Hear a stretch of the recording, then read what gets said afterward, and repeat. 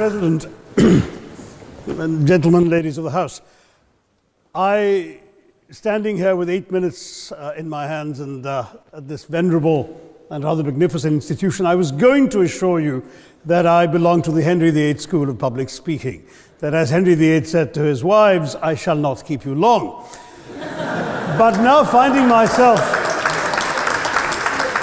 the seventh speaker out of 8 in what must already seem a rather long evening to you, I rather feel like Henry VIII's last wife.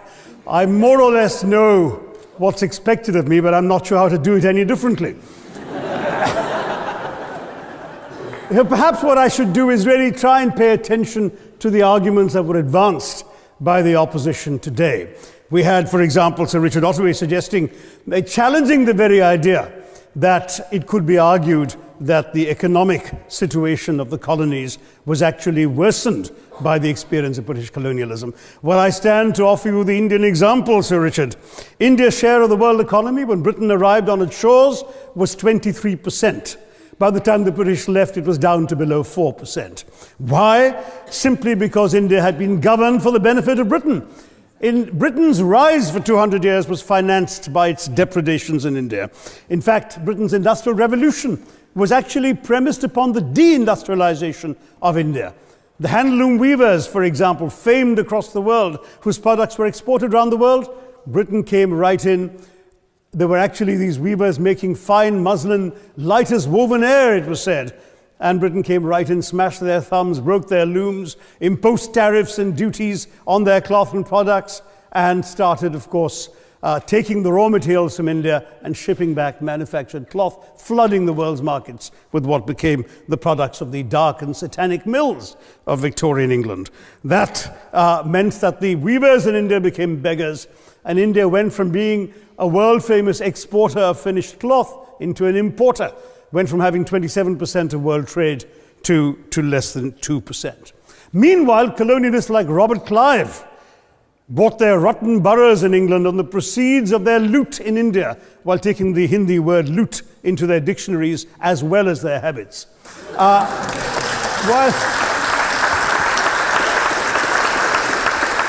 And the British had the gall to call him Clive of India, as if he belonged to the country, when all he really did was to ensure that much of the country belonged to him.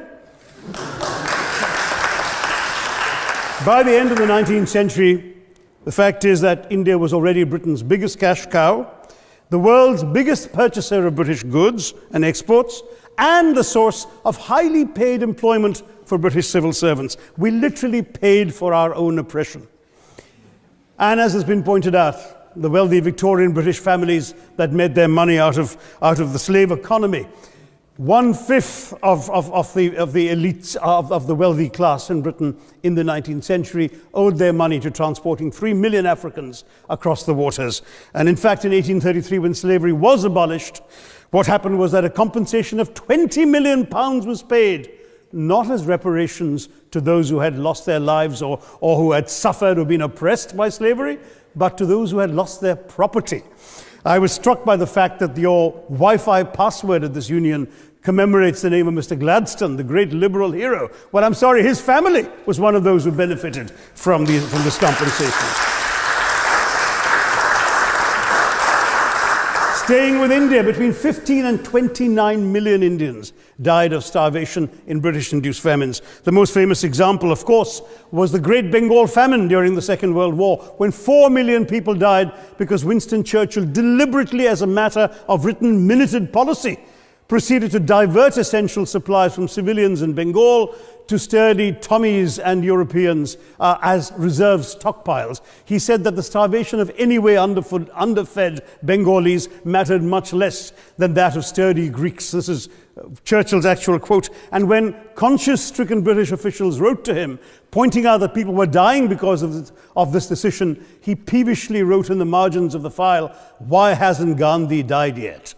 So all notions that the British were trying to do their colonial enterprise out of enlightened despotism, to try and bring the benefits of colonialism and civilization to the benighted heathen. I'm sorry, Churchill's conduct in 43, simply one example of many that gave a lie to this myth. As others have said on the proposition, violence and racism were the reality of the colonial experience. And no wonder that the sun never set on the British Empire, because even God couldn't trust the English in the dark. Let me take World War I as a very concrete example, since the first speaker, Mr. Lee, suggested these things couldn't be quantified. Well, let me quantify World War I for you. Again, I'm sorry, from an Indian perspective, others have spoken of other countries. 1/6 of all the British forces that fought in the war were Indian. 54,000 Indians actually lost their lives in that war. 65,000 were wounded. Another 4,000 remained missing or in prison. Indian taxpayers had to cough up £100 million in that time's money. India supplied 70 million rounds of ammunition, 600,000 rifles and machine guns, 42 million garments were stitched and sent out of India, and 1.3 million Indian personnel served in this war. I know all this because, of course, the commemoration of the centenary has just taken place. But not just that, India had to supply 173,000 animals, 370 million tons of supplies, and in the end, the total value of everything that was taken out of India, India, by the way, suffering from recession at that time and poverty and hunger, was, in today's money, £8 billion. You want quantification? It's available. Second World War, it was even worse, 2.5 million Indians in uniform. I won't belabor the point, but of Britain's total war debt of £3 billion, in 1945 money, 1.25 billion was owed to India and never actually paid. Somebody mentioned Scotland. Well, the fact is that colonialism actually cemented your union with Scotland. You know, the Scots had actually tried to send colonies out before 1707. They'd all failed, I'm sorry to say. But then, of course, came union, and India was available, and there you had a disproportionate employment of Scots. I'm sorry, Mr. Mackenzie has to speak after me. Engaged in this colonial enterprise as soldiers, as merchants, as agents, as employees, and the earnings from India is what brought prosperity to Scotland, even pulled Scotland out of poverty. Now that India is no longer there, no wonder the bonds are loosening. Now, we've heard other arguments on this side. There's been a mention of the railways. Well, let me tell you, first of all, as my colleague, the Jamaican High Commissioner, has pointed out, railways and roads were really built to serve British interests and not those of the local people. But I might add that many countries have built railways and roads without having had to be colonized in order to do so.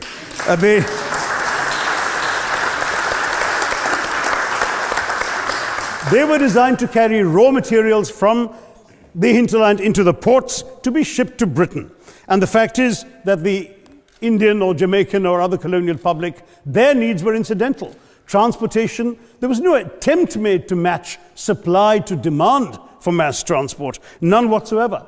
Instead, in fact, the Indian railways were built with massive incentives offered by Britain to British investors, guaranteed out of Indian taxes paid by Indians, with the result that you actually had 1 mile of Indian railway costing twice what it cost to build the same mile in Canada or Australia, because there was so much money being paid in extravagant returns. Britain made all the profits, controlled the technology, supplied all the equipment, and absolutely all these benefits came as private enterprise, British private enterprise, at public risk, Indian public risk.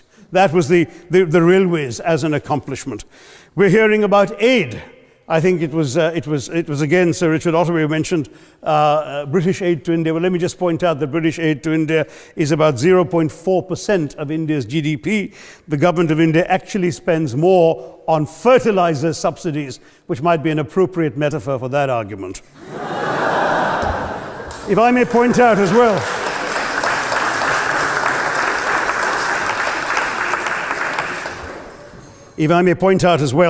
that as my fellow speakers from the proposition have pointed out, there have been incidents of racial violence, of loot, of massacres, of bloodshed, of transportation, in India's case, even of one of our last Mughal emperor.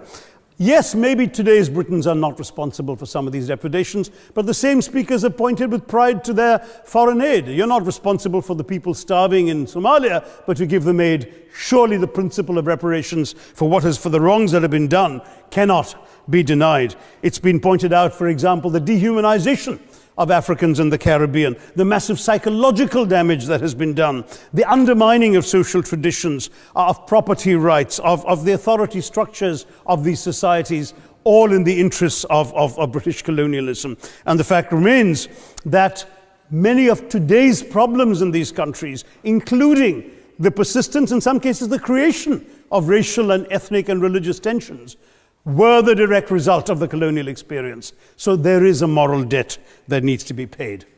Someone challenged reparations elsewhere. Well, I'm sorry, Germany doesn't just give reparations to Israel.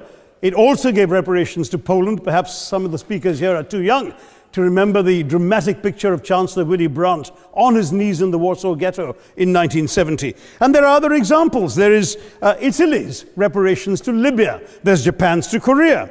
Even Britain has paid reparations to the New Zealand Maoris. So it's not as if this is something unprecedented or unheard of that's going to somehow open some sort of nasty Pandora's box.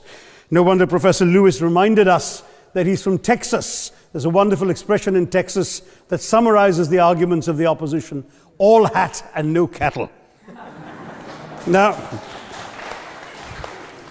if I can just quickly look through the other notes I was scribbling while they were speaking, there was reference to democracy and rule of law. Let me say with the greatest possible respect, it's a bit rich to oppress, enslave, kill, torture, maim people for 200 years and then celebrate the fact that they're democratic at the end of it.